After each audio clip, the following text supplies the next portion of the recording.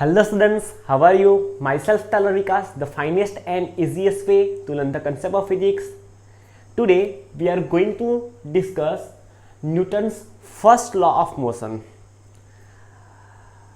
Before start this topic, we will recall previous one because this is the best way to connect ourselves with the topic. हमारे previous lecture में बच्चों हमने Aristotle का motion के regarding जो view है उसकी बात की थी। एरिस्टोटल ने अपने डे टू डे लाइफ से एक ऐसा एक्सपीरियंस निकाला, एक ऐसा एक्सपीरियंस लिया और उस पे से उन्होंने एक इंफॉर्मेशन दी या तो एक एजम्पशन दिया कि अगर किसी बॉडी को यूनिफॉर्म वेलोसिटी से मोशन कराना है तो आपको उस बॉडी पे कंटिन्यूसली फोर्स अप्लाई करता रहना पड़ेगा। ओके, सेम हमने गैलीलियो के मोशन रिगार्डिंग दो एक्सपेरिमेंट देखे थे। फर्स्ट एक्सपेरिमेंट में हमने देखा था कि हमारे पास एक इंक्लाइन सरफेस थी। अगर हम इंक्लाइन सरफेस पे एक स्फेरिकल ऑब्जेक्ट को टॉप से रिलीज करेंगे तो वो स्फेरिकल ऑब्जेक्ट स्लोप पे जब डाउनवर्ड डायरेक्शन में मोशन करेगा तब उसकी वेलोसिटी इंक्रीज होगी। दैट मीन्स के वो ऑब्जेक्ट टॉप से जो स्लोप है उसके टॉप से बॉटम तक जो मोशन करेगा तो उसकी मोशन कैसी होगी? एक्सेलरेटेड मोशन होगी बिकॉज उसकी velocity with respect to time increase होगी। सेम इंक्लाइनेशन एंगल वाला हमारे पास स्लोप था। हम बॉटम से एक ऑब्जेक्ट को टुवर्ड्स टॉप और फोर्स अप्लाई करते हैं तो वो ऑब्जेक्ट जब टॉप टुवर्ड्स टॉप मोशन करता है तब उसकी velocity with respect to time decrease होती है। दैट मीन्स वो रिटार्डेशन या तो डिसेलरेशन मोशन करता है। और थर्ड में हमारे पास फर्स्ट एक्सपेरिमेंट था, उसमें हमने थर्ड कंडीशन देखी थी। थर्ड केस देखा था कि अगर कोई फ्रिक्शनलेस हॉरिजॉन्टल सरफेस है और उस पे हम अगर किसी स्फेरिकल ऑब्जेक्ट को फोर्स अप्लाई करते हैं तो वो स्फेरिकल ऑब्जेक्ट तब तक मोशन में रहेगा जब तक आप उसको स्टॉप करने के लिए अपोजिट डायरेक्शन में कोई एक्सटर्नल फोर्स अप्लाई ना करो। हमने गैलीलियो के सेकंड एक्सपेरिमेंट में देखा था कि अगर हम कोई कर्व शेप वाला दो प्लेन ले ले और फर्स्ट प्लेन से अगर हम किसी ऑब्जेक्ट को रिलीज करें तो वो ऑब्जेक्ट सेकंड प्लेन में भी सेम हाइट तक जाएगा अगर दोनों प्लेन सेम इंक्लाइनेशन एंगल पे होंगे तब। हमने सेकंड केस देखा था कि अगर सेकंड प्लेन का इंक्लिनेशन फर्स्ट प्लेन के इंक्लिनेशन से थोड़ा रिड्यूस किया जाए, मींस थोड़ा कम किया जाए, तो हम जब उसको स्फेरिकल ऑब्जेक्ट को फर्स्ट प्लेन से रिलीज करते हैं तो सेम हाइट ऑब्टेन करने के लिए वो स्फेरिकल ऑब्जेक्ट को सेकंड प्लेन में सेकंड सरफेस पे ज्यादा डिस्टेंस ट्रैवल करना पड़ेगा, वो भी हमने देखा था। और हमने थर्ड देखा था कि अगर किसी कर्व सरफेस से हम किसी बॉल को रिलीज करते हैं और सेकंड प्लेन है वो हॉरिजॉन्टल होगा तो वो कंटिन्यूअसली फॉर एवर मोशन में रहेगा जब तक हम उसको अपोजिट फोर्स देके स्टॉप ना कर दे तब तक। ओके, चलो तो आज हम Newton's first law of motion देखेंगे कि न्यूटन साहब ने जो मोशन रिगार्डिंग 3 लॉज दिए उसमें से फर्स्ट लॉ हमें क्या कहता है। तो आप देख सकते हो, every body continuous in its state of rest और of uniform motion in a straight line unless it is compelled by some external force to change that state। अगर हम कोई बॉडी रेस्ट पे है तो अगर हम उसको कोई एक्सटर्नल फोर्स अप्लाई नहीं करते तब तक वो स्टेडी पोजीशन में, दैट इज स्टेडी स्टेट में ही रहेगा। ओके और कोई ऑब्जेक्ट अगर यूनिफॉर्म मोशन कर रहा है, मींस कि विथ रिस्पेक्ट टू टाइम उसकी वेलोसिटी चेंज नहीं हो रही, वो कांस्टेंट वेलोसिटी से मोशन कर रहा है, तो हम जब उसको एक्सटर्नल फोर्स अप्लाई नहीं करते तब तक वो यूनिफॉर्म वेलोसिटी से मोशन करता रहेगा। अ बॉडी एट रेस्ट और motion of body moving with constant velocity both represent zero acceleration. बच्चों हमने हमारे chapter number 3 motion in a straight line में पढ़ा था कि अगर कोई बॉडी की velocity with respect to time increase या डिक्रीज हो रही है, मींस कि उसकी velocity with respect to time change होती है, तो वो ऑब्जेक्ट एक्सेलरेटेड मोशन कर रहा है, ऐसा हम कह सकते हैं। अगर वो ऑब्जेक्ट की velocity with respect to time increase होती है तो वो ऑब्जेक्ट एक्सेलरेटेड मोशन करता है, ऐसा कह सकते हैं। और वही ऑब्जेक्ट की बात की जाए और अगर वो विथ रिस्पेक्ट टू टाइम उसकी वेलोसिटी डिक्रीज होती है तो हम कह सकते हैं कि वो जो गिवन ऑब्जेक्ट है वो डिसेलरेटेड या तो रिटार्डेशन मोशन कर रहा है। बच्चों आप यहां पे देख सकते हो, हमें फर्स्ट लॉ क्या कहता है, अगर कोई बॉडी रुकी हुई है, अगर कोई बॉडी स्टेडी स्टेट में है, तो हमें उसे मोशन में लाने के लिए कोई एक्सटर्नल पैरामीटर, कोई एक्सटर्नल एजेंसी अप्लाई करनी पड़ेगी। अगर हम कोई external agency, external parameter apply नहीं करते तो वो स्टेडी स्टेट कंटिन्यू मेंटेन रखने की ट्राई करेगी।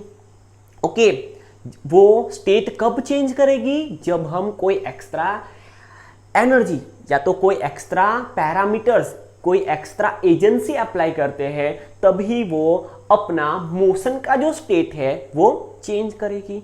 अगर यूनिफॉर्म वेलोसिटी से मोशन कर रही है तो अगर कोई हम फोर्स अप्लाई नहीं करते तो वो सेम यूनिफॉर्म मोशन मेंटेन रखेगी। ओके ऐसा हमें न्यूटन साहब ने फर्स्ट लॉ दिया। अब बच्चों ध्यान में रखना, this is the most IMP, if net force acting on a body is zero the net acceleration of that body will be zero. मान लो हमारे पास एक ऑब्जेक्ट है और वो ऑब्जेक्ट पे मल्टीपल फोर्स लग रहे हैं, मींस कि एक बॉडी पे मोर देन 2, 3, 4 या तो 5 फोर्स लग रहे हैं। बट अगर सभी फोर्स का जो रिजल्टेंट फोर्स है, जो नेट फोर्स है, वो जीरो हो गया तो गिवन ऑब्जेक्ट है वो उसका जो नेट एक्सेलरेशन होगा वो भी जीरो होगा। ध्यान में रखो बच्चों, क्या कहता है हमें फर्स्ट लॉ, अगर किसी बॉडी पे लगने वाला नेट फोर्स जीरो होगा तो बॉडी का नेट एक्सेलरेशन भी जीरो होगा। So we can write if net force that is resultant force acting on a body is zero, force एक वेक्टर फिजिकल क्वांटिटी है, सो हम इसको विथ एरो रिप्रेजेंट करेंगे। If the net force acting on a body is zero, so we can say that the net acceleration of given body will be zero.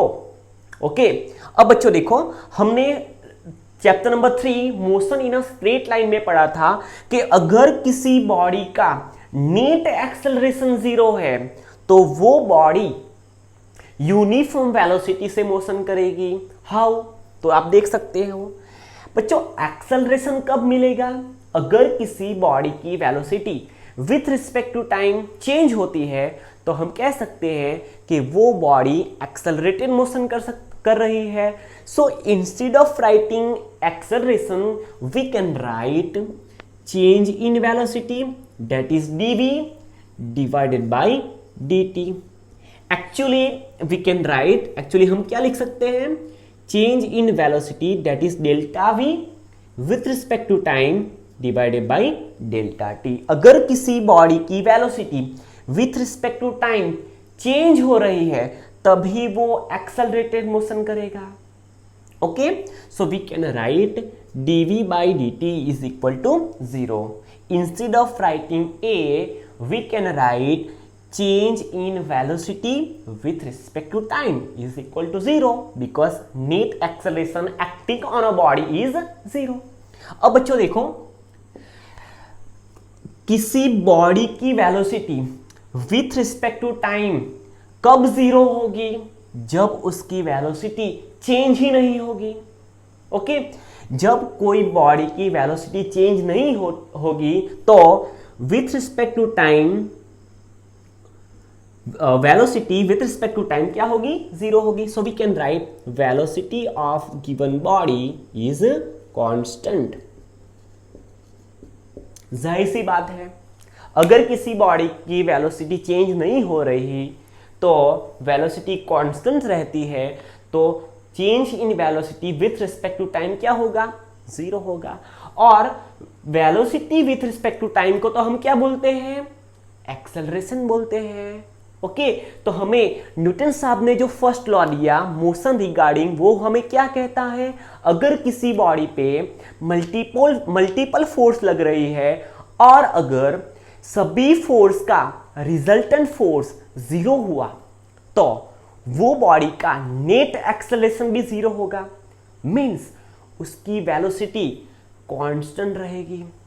अब बच्चों velocity constant रहने में दो case हो सकते हैं।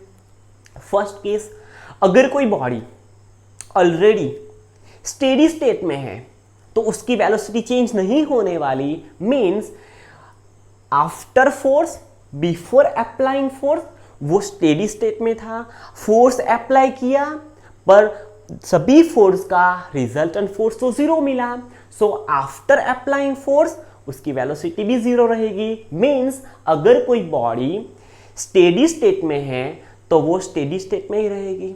ओके, और वेलोसिटी कांस्टेंट होने का सेकंड मीनिंग क्या है, अगर कोई बॉडी किसी वेलोसिटी से मोशन कर रही है तो उसकी वेलोसिटी ना तो इंक्रीज होगी ना तो डिक्रीज होगी, मींस उसका नेट एक्सेलरेशन 0 होगा।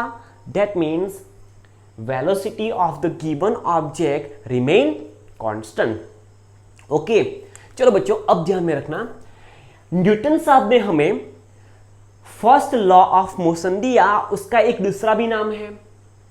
So the second name or another name of Newton's first law of motion is law of inertia. अब बच्चों आपको एक क्वेश्चन होगा कि Newton first law of motion को लॉ ऑफ इनर्शिया क्यों कहते हैं। तो हमने अभी देखा कि अगर कोई बॉडी रुकी हुई है, अगर कोई बॉडी स्टेडी स्टेट में है तो अगर हम उस पर फोर्स अप्लाई नहीं करेंगे तो वो स्टेडी स्टेट में ही रहेगी, मींस वो अपनी जो स्टेट है वो मेंटेन रखने की ट्राई करेगी। कब, जब उस पे लगने वाला नेट फोर्स 0 होगा तब ओनली। ओके, हमारा डे टू डे लाइफ का एक एक्सपीरियंस लेते हैं। ओके, तो आपको ये जो इनर्शिया है वो ज़्यादा क्लियर होगा। मान लो, सपोज करो कि आप किसी बस में जा रहे हो अगर और आपको सीट नहीं मिली, अभी तो कोरोना की सीजन चल रही है। ओके, तो ऐसा तो होगा नहीं, लोग ट्रैवलिंग कम करते हैं तो आपको जगह तो मिल जाएगी। लेकिन मान लो कि आप किसी बस में जा रहे हो और आपको उसमें सीट नहीं मिली, तो आप क्या करोगे, आप उस पर खड़े रहोगे, बस में खड़े रहोगे। अब बच्चों ध्यान में रखो, अगर बस का जो ड्राइवर है वो बस को एक्सेलरेशन देगा, दैट मीन्स उसकी स्पीड इंक्रीज करने की ट्राई करेगा, तो आप पे जो थ्रस्ट लगेगा वो डाउनवर्ड में लगेगा।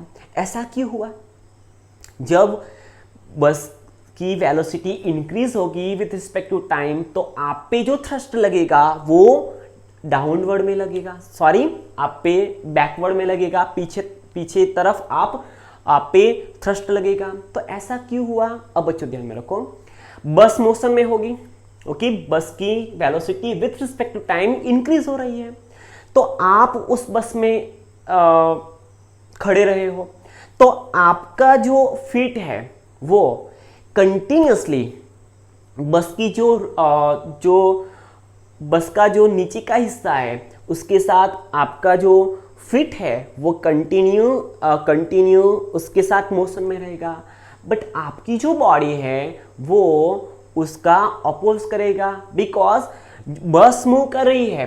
तो आपका जो आपकी बॉडी का जो लोअर पार्ट है, दैट इज आपके जो फिट है, वो बस के साथ जाने की ट्राई करेगी, बट आपका जो फ्लेक्सिबल बॉडी है वो जाने की ट्राई नहीं करेगा। तो क्या होगा बच्चों, आपकी बॉडी आप पे बैक साइड एक थ्रस्ट लगेगा। और आप ऐसे भी सोच सकते हो कि आपके पास अगर कोई ब्लैंकेट है, ओके, और ब्लैंकेट पे डस्ट जमी है, तो आप ब्लैंकेट को ऐसे करोगे तो डस्ट उसमें से निकल जाएगी। बिकॉज ऐसा क्यों होगा?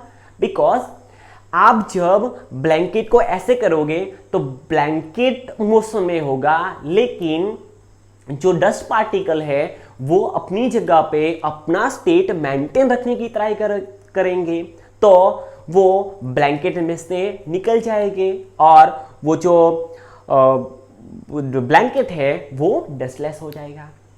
आप ऐसे भी समझ सकते हो, आपने कैरम तो खेला होगा, बराबर, कैरम बोर्ड आपने देखा होगा। उसमें जब हम किसी किंग को, समझ लो आप किसी कुकी को क्या करते हो, आप उसको विथ हेल्प ऑफ स्ट्राइकर आप क्या करते हो, स्ट्राइक करते हो। तो होगा क्या कि हम सोचो कि अगर हमने वो रखा है तो एक के ऊपर एक रखा है, तो आप जब नीचे वाली बॉटम वाली को आप स्ट्राइक करोगे तो वो जो सभी दूसरी जो हाइट है वो क्या होगी, नीचे जाएगी, ओनली वो जो कुकी है वो निकल जाएगी, और वो जो सभी जो रिमेनिंग कुकी है वो क्या होगी, अपनी जगह पे रहने की ट्राई करेगी।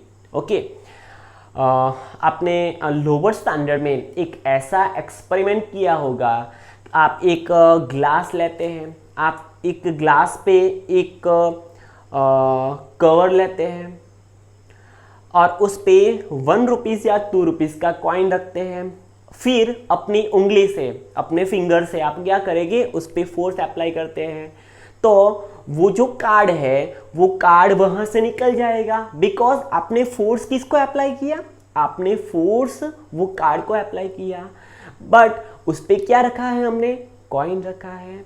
तो फोर्स सिर्फ कॉइन पे लगे, फोर्स सिर्फ कार्ड पे लगेगा, कॉइन अपनी स्टेट मेंटेन रखने की ट्राई करेगी, तो होगा क्या, कार्ड निकल जाएगा, कॉइन टपक कहां गिरेगा, ग्लास में गिरेगा।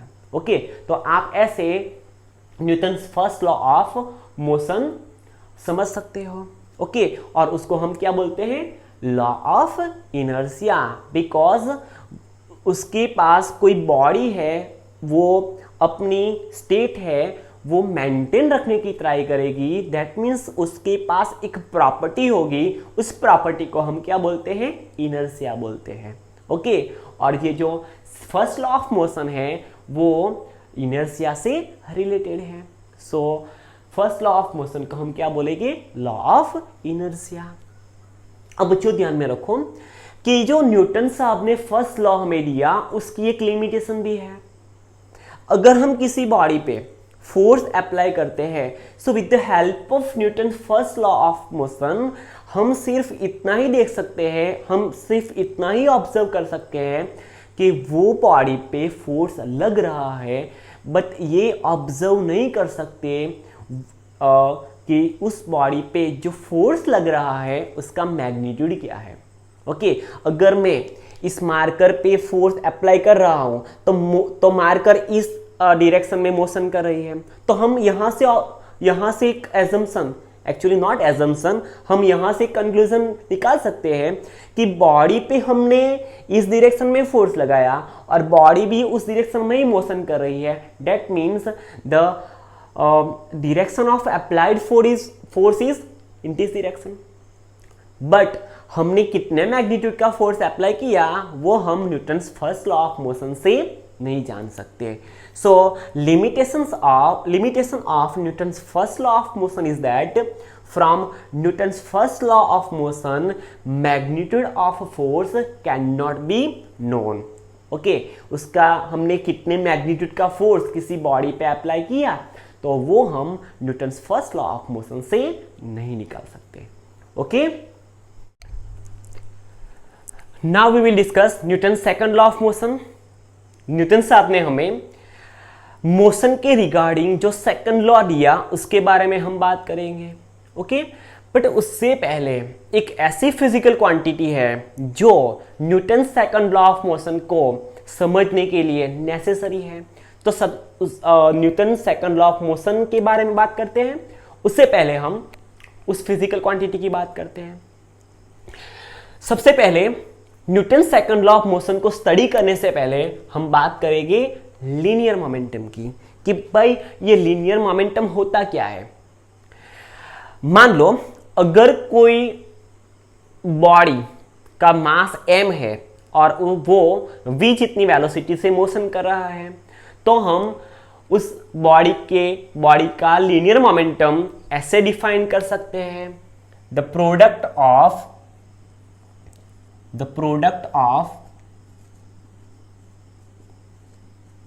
mass and velocity of the body,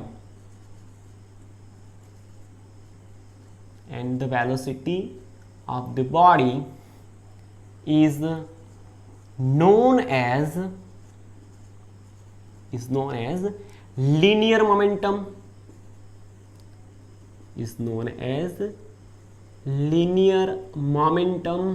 of given body।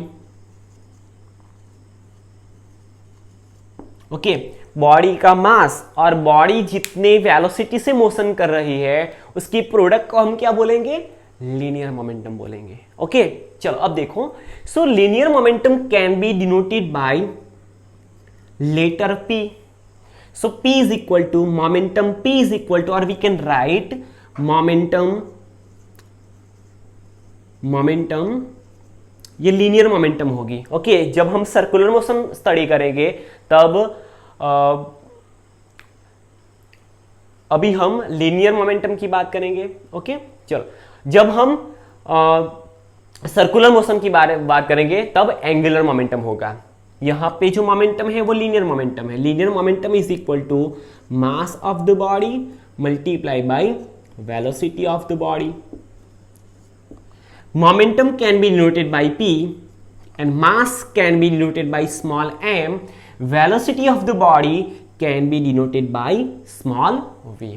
अब बच्चों ध्यान में रखो, ये जो मास है वो स्केलर फिजिकल क्वांटिटी है, ये जो वेलोसिटी है वो वेक्टर फिजिकल क्वांटिटी है। जब आप एक स्केलर की एक वेक्टर के साथ प्रोडक्ट लेते हो तो आपको जो रिजल्ट मिलेगा वो भी वेक्टर होगा। सो यहां पे वेलोसिटी वेक्टर है, सो हम उसको v को विथ एरो रिप्रेजेंट करेंगे। सो यहां पे हमें जो मोमेंटम मिलेगा उस पे भी हम एरो लिखते हैं, बिकॉज मोमेंटम भी कैसी फिजिकल क्वांटिटी हो गई, वेक्टर फिजिकल क्वांटिटी। सो यहां पे हम लिख सकते हैं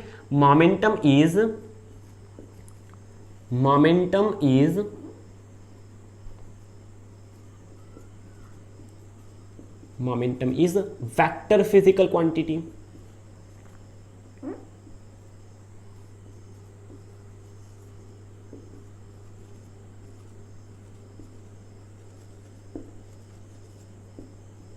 चलो, अगर मोमेंटम वेक्टर फिजिकल क्वांटिटी है तो वेक्टर फिजिकल क्वांटिटी को रिप्रेजेंट करने के लिए दो नेसेसरी कंडीशन है।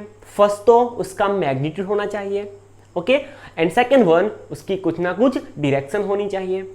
तो ये मोमेंटम वेक्टर फिजिकल क्वांटिटी है तो उसकी डायरेक्शन बॉडी की मोशन की डायरेक्शन में होगी. So we can write the direction of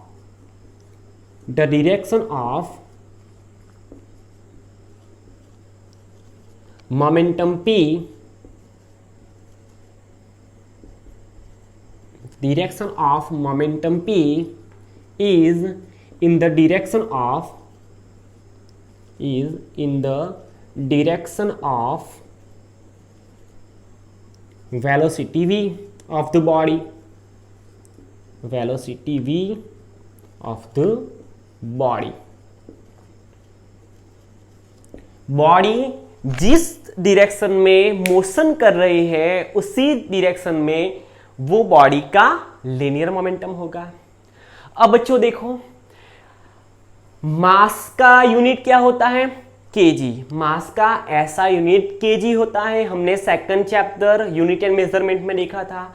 और वेलोसिटी एक डिराइव्ड फिजिकल क्वांटिटी है, तो वेलोसिटी का यूनिट क्या होगा? Metre per second. अगर हम ऐसा यूनिट की बात करें तो मोमेंटम का ऐसा यूनिट क्या होगा? ऐसा यूनिट ऑफ मोमेंटम,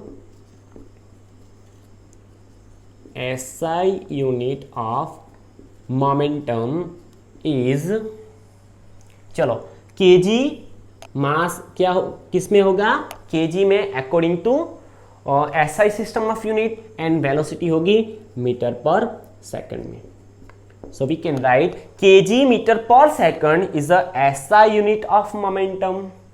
ओके चलो, अगर हम इस पे से मोमेंटम की डायमेंशन फॉर्मूला लिखें तो क्या लिख सकते हैं? Dimension formula, dimensional formula. चलो हम 3 बाई को याद करते हैं, MLT. यहां पे देख सकते हो आप मास, यहां पे kg पावर 1 है, so we can write m power 1. यहां पे m स्टैंड्स फॉर मीटर, वो लेंथ का यूनिट है, मीटर का 1 पावर है, सो लेंथ का भी 1 पावर हम लिखेंगे. s that is stands for second, and second is the SI unit of time, so t for time, so we can write t power minus 1. So m1 l1 t power minus 1 is the dimension formula of linear momentum. बच्चों ये जो momentum है उसके dimensions क्या हो गए? 1, -1 momentum के dimensions हो गए. हमने चैप्टर नंबर 2 में देखा था. ओके, हम जब किसी फिजिकल क्वांटिटी का डायमेंशन फॉर्मूला लिखते हैं in terms of mass, length and time, तब उसका जो भी पावर होता है उस पावर को हम क्या बोलते हैं? Dimensions of given physical quantity. So dimensions of linear momentum in mass is 1, in length is 1 and in time -1. Okay चलो, ये बात हो गई लीनियर मोमेंटम की. The product of mass and velocity of the body is known as linear momentum of given body. Okay, कैसे represent करते हैं? P से रिप्रेजेंट करते हैं. मोमेंटम है वो लीनियर वो वेक्टर फिजिकल क्वांटिटी है, और उसकी डायरेक्शन क्या होगी?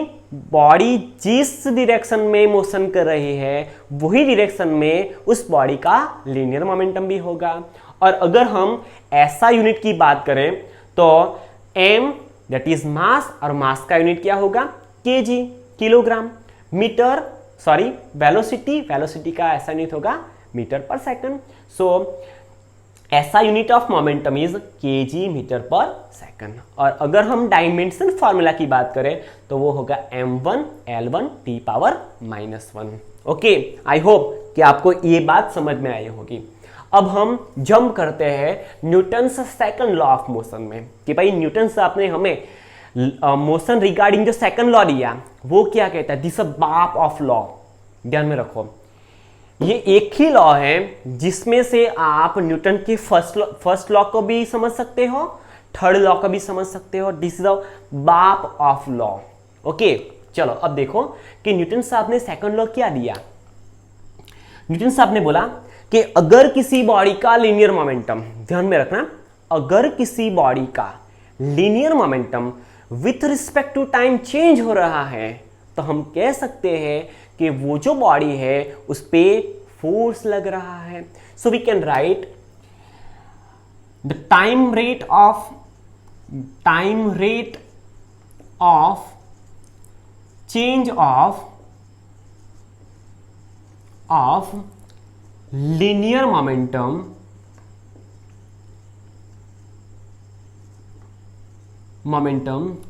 gives the value of force, gives the magnitude of force, we can write resultant force, magnitude of resultant force acting on a body.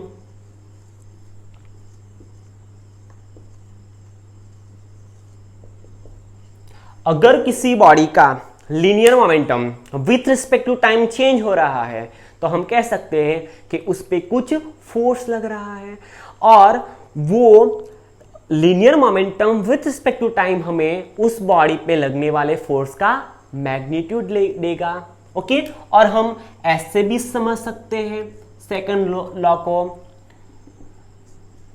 Time rate of change of momentum. बच्चों, हम इस chapter में जब भी momentum बोलेंगे तब आपको ध्यान में रखना होगा कि हम लीनियर मोमेंटम की ही बात कर रहे हैं. Time rate of change of momentum is directly proportional to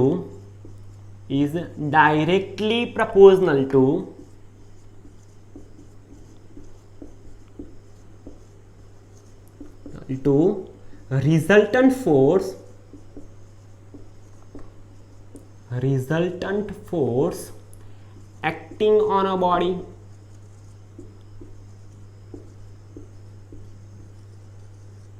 okay, चलो, तो हम लिख सकते हैं कि किसी बॉडी पे लगने वाला net force, that is resultant force, F net is proportional to time rate of change of momentum. So we can write change in momentum with respect to time, that is delta P divided by delta T. अगर किसी body का linear momentum with respect to time change हो रहा है तो उस body पे कुछ ना कुछ फोर्स लग रहा होगा. If we remove this symbol of proportionality we can write, अगर, अब बच्चों ध्यान में रखो, एक बात ध्यान में रखो, अगर हम इफ एक कंडीशन लिखते हैं, if limit delta T tends to 0. Okay, अगर किसी बॉडी पे, चलो ये समझते हैं, उससे पहले हम कुछ कंसीडर करते हैं. Let mass of body is small m, moving with velocity small v. कोई बॉडी जिसका मास स्मॉल m है वो स्मॉल v जितनी वेलोसिटी से मोशन में है. आफ्टर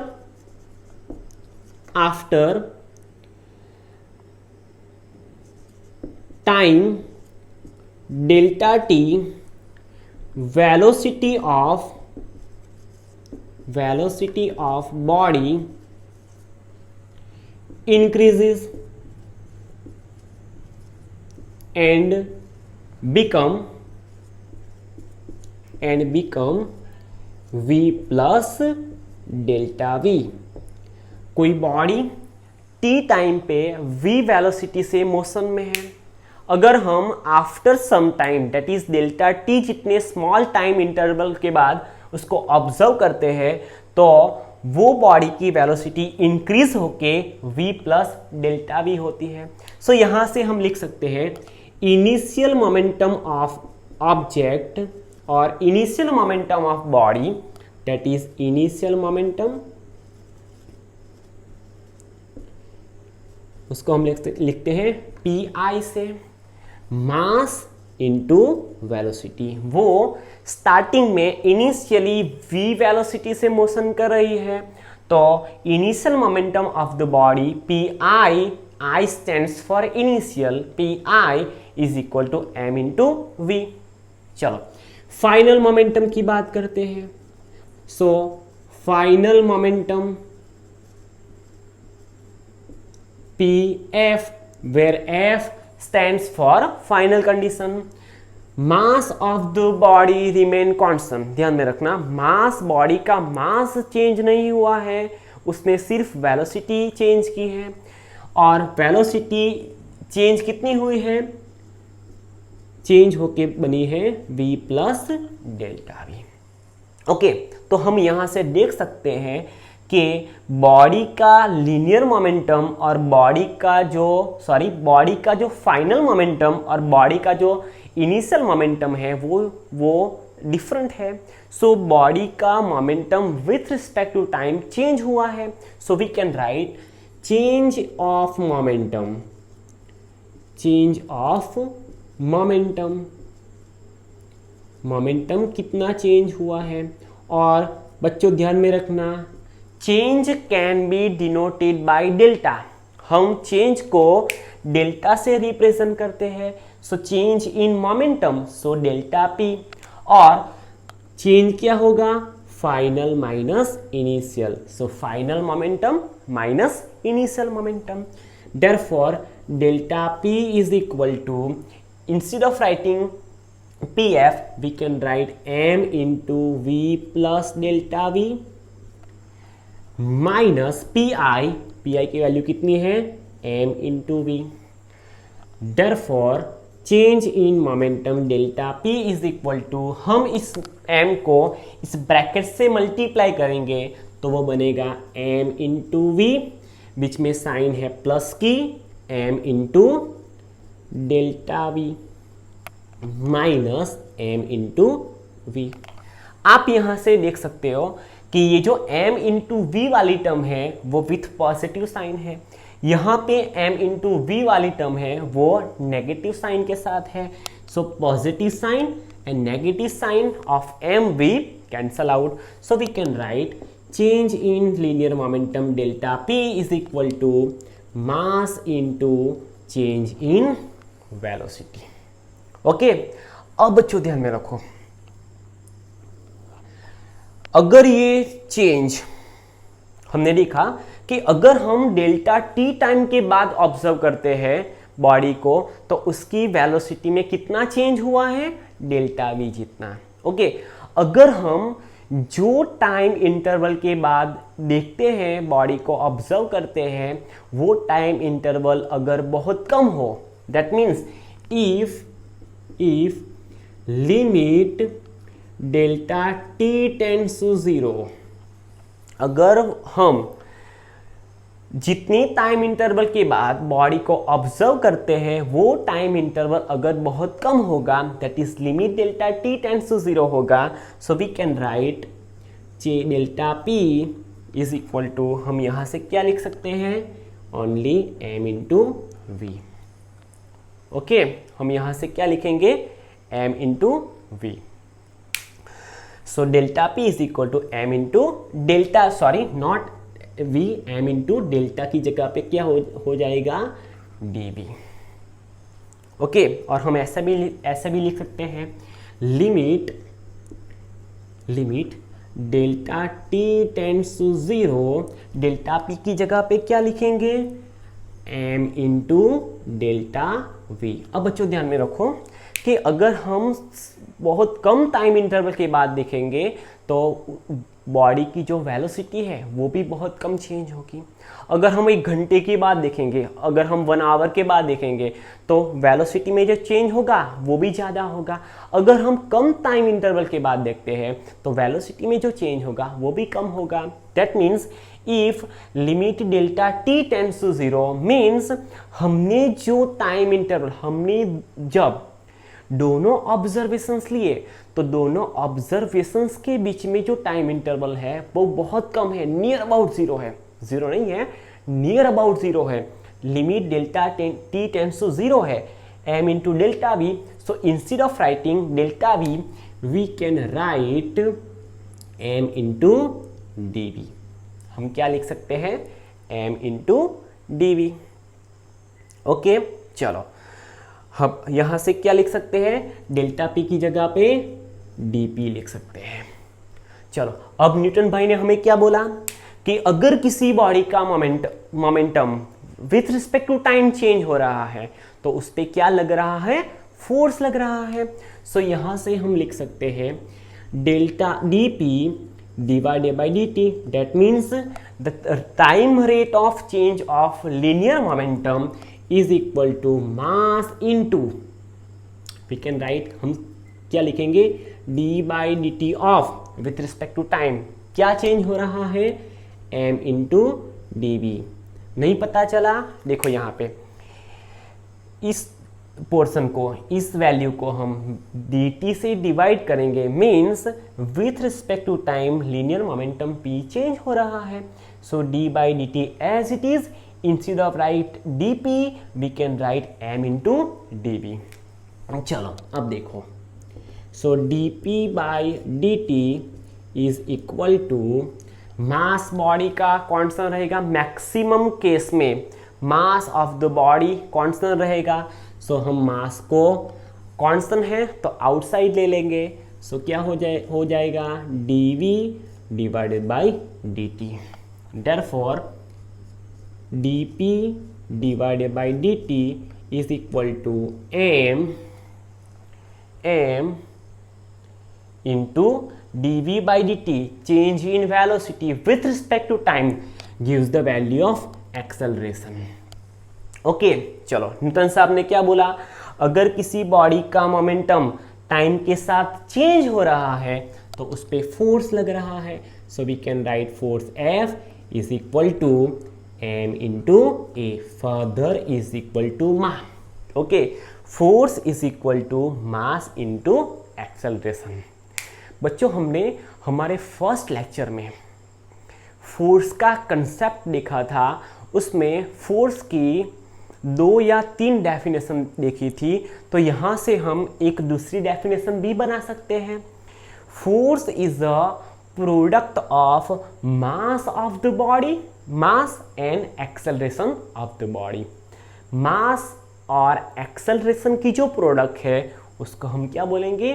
वो बॉडी पे लगने वाला फोर्स. ओके, तो बच्चों आज हमने Newton's first law of motion that is law of inertia देखा, लीनियर मोमेंटम की बात की, और लीनियर मोमेंटम के बेस पे न्यूटन साहब ने मोशन के का जो सेकंड लॉ लिया उसके बारे में बात की. ओके, हम हमारे नेक्स्ट लेक्चर में इसकी रिगार्डिंग जो न्यूमेरिकल्स होंगे उसको सॉल्व करने की ट्राई करेंगे.